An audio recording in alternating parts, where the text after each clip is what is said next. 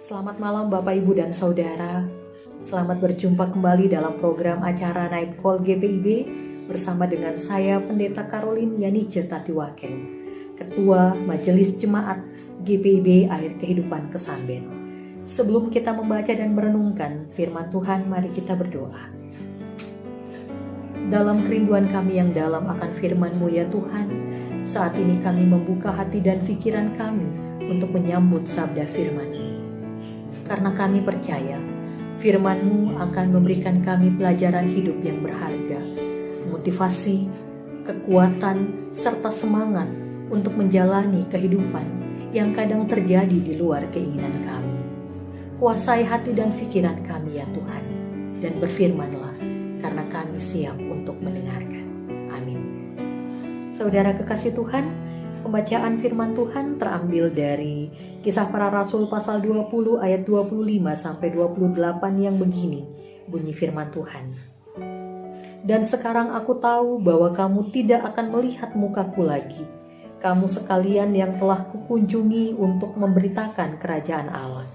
Sebab itu pada hari ini aku bersaksi kepadamu bahwa aku bersih, tidak bersalah terhadap siapapun yang akan binasa. Sebab aku tidak lalai memberitakan seluruh maksud Allah kepadamu. Karena itu, jagalah dirimu dan jagalah seluruh kawanan, karena kamulah yang ditetapkan Roh Kudus menjadi penilik untuk menggembalakan jemaat Allah yang diperolehnya dengan darah anaknya sendiri. Demikianlah pembacaan firman Tuhan. Yang berbahagia adalah mereka yang senantiasa membaca, mengerti, serta melakukan firman Tuhan di dalam kehidupannya. Bapak, Ibu, dan Saudara yang terkasih dalam Yesus Kristus, salam sejahtera, salam sehat untuk kita semua. Mungkin kita pernah mendengar tentang filosofi pohon kurma. Pohon kurma adalah pohon yang ditanam bukan di daerah yang subur, tetapi di daerah gurun pasir yang kita tahu hawanya sangat panas dan kadang sulit sekali menemukan sumber air.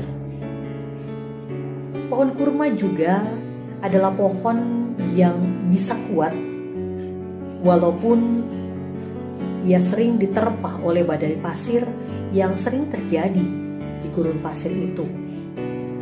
Kenapa sampai pohon kurma itu bisa kuat?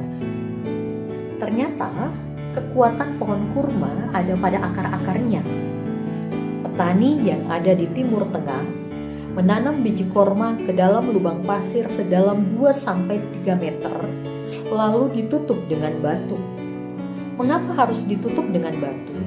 Pohon kurma tumbuh bukan dengan menumbuhkan tunas terlebih dahulu, seperti pohon buah pada umumnya, melainkan menumbuhkan akarnya terlebih dahulu ke dalam tanah untuk menjaring sumber air. Tidak peduli seberapa dalam sumber air itu ada, maka sedalam itulah akar kurma akan tumbuh. Baru kemudian ia akan menumbuhkan tunas dan batangnya ke atas. Nah, batu yang ditaruh di atas biji kurma tersebut akan memaksa pohon kurma berjuang untuk tumbuh ke atas. Dan setelah akarnya tumbuh ke dalam tanah dan menemukan sumber air, maka biji kurma akan menumbuhkan tunas dan memecahkan bebatuan yang menimbunnya hingga tunasnya tumbuh dan hidup berjuang, tak kenal rasa takut. Karena dia sudah punya modal akar yang kuat yang begitu panjang, yang dalam hingga ke sumber mata air di bawah gurun pasir. Bapak, Ibu, dan Saudara, begitupun dalam hidup ini. Ada banyak saat di mana kita harus bisa bertahan walaupun ada banyak tantangan dan tekanan yang kita hadapi. Ada saat di mana kita harus bisa tetap tersenyum, menegakkan kepala sambil berkata, "Puji Tuhan." Walaupun sakit, walaupun banyak persoalan, walaupun mengalami kegagalan dan duka cita, bahkan di saat kondisi hidup yang semakin sulit. Tapi sama dengan pohon kurma tadi, ketika akar kita kuat, maka kita mampu mendorong bahkan menghancurkan tekanan itu, dan kita bisa bertumbuh, berbuah dengan baik, bahkan jadi berkat bagi orang lain. Rasul Paulus juga mengalami tekanan dalam menjalankan tugas dan tanggung jawabnya. Tapi dia tidak pernah lari dari tanggung jawab itu. Dia hadapi walaupun dengan berbagai tantangan yang dia hadapi. Paulus tetap menjalankan tanggung jawab itu dengan penuh sukacita, dengan sepenuh hati, dan yang paling penting, Paulus telah tunjukkan keteladanan yang baik lewat contoh hidup juga pelayanannya. Dan lewat contoh hidup dan keteladanan itu juga, Paulus mempersiapkan para penatua di Efesus untuk melanjutkan tanggung jawab pelayanannya itu. Bapak, Ibu, dan Saudaraku, pandemi COVID-19 yang terjadi saat ini membuat tanggung jawab kita semakin berat. Baik sebagai pekerja di kantor, sebagai orang tua di rumah, maupun sebagai anak-anak. Ada banyak yang mencoba bertahan, tapi tidak sedikit yang harus mengalami kegagalan. Ada banyak yang mencoba kuat, namun tidak sedikit juga yang harus siap menerima dan menghadapi realitas yang kadang bisa terjadi tidak sesuai dengan apa yang kita harapkan. Tapi walaupun dalam situasi dan kondisi seperti itu, kita harus bisa tetap memahami bahwa saya harus tetap kuat. Saya harus tetap berpikir positif. Saya harus meyakini bahwa saya mampu hadapi semua itu bersama dengan Tuhan. Saudaraku, pemahaman seperti itu hanya bisa tumbuh ketika akar spiritualitas kita kuat. Karena dengan demikian, kita akan tetap berkata, terpujilah nama Tuhan, karena rencanamu adalah rencana yang luar biasa indah, karena apa yang Tuhan buat selalu baik adanya. Saudaraku, berbicara soal tanggung jawab untuk menjadi teladan, ada pepatah yang mengatakan, gajah mati meninggalkan gading, harimau mati meninggalkan belang, manusia mati meninggalkan nama baik. Sebagai orang tua, apa yang sudah kita wariskan dan teladankan kepada anak-anak kita? Karena rasa tanggung jawab dan punya karakter spiritualitas yang baik tidak secara otomatis muncul pada anak-anak kita, di mana mereka bertumbuh dan langsung memiliki rasa tanggung jawab dan hidup spiritualitas yang baik. Tidak seperti itu adanya. Tapi rasa tanggung jawab dan hidup spiritualitas yang baik harus dipupuk dan dibina. Dan keluarga adalah basis utamanya. Orang tua punya tanggung jawab besar. Orang tua punya pekerjaan besar. Orang tua punya proyek besar untuk mewujudkannya. Dan itu harus dimulai dari hari ini, dari sekarang, dari keluarga kita. Abraham Lincoln, Presiden Amerika yang ke-16 pernah berkata, Anda tidak dapat lari dari tanggung jawab akan hari esok dengan mengabaikannya hari ini. Tanggung jawab untuk hari esok harus dimulai dari hari ini, dan kelak akan dipertanggungjawabkan di hadapan Tuhan. Bapak, Ibu, dan Saudaraku, anak-anak adalah masa depan gereja. Anak-anak adalah masa depan bangsa. Jika mau membuat anak-anak kita hidup punya karakter spiritualitas yang baik dan hidup bertanggung jawab di kemudian hari, maka mulailah dari sekarang, dari keluarga kita. Tidak cukup hanya dengan nasihat.